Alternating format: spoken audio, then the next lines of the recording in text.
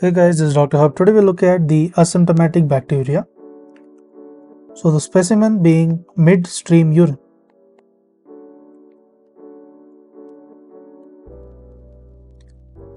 In the midstream urine, the type of specimen.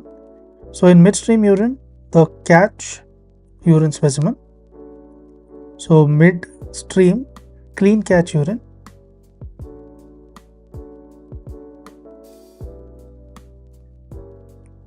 So in this, for women, it is 2 consecutive samples. It is 2 consecutive samples.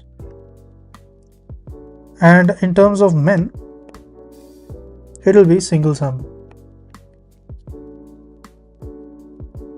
So the minimum colony units, that is the CFU per ml, required for the diagnosis of UTI is 1 lakh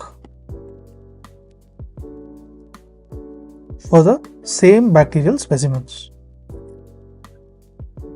So then the next type of specimen we are looking at is the catheterized urine specimen.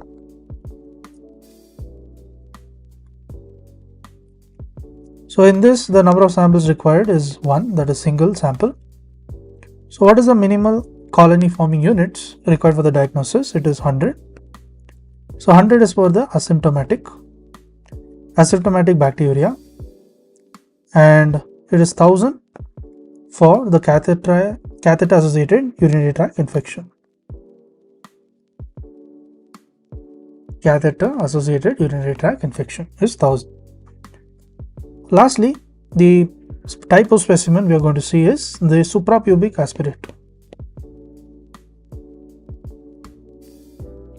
So in terms of the suprapubic aspirate, the sample required is a single sample, and the minimum colony forming units is any growth of microorganisms in the culture. It is any growth of the microorganisms in the culture.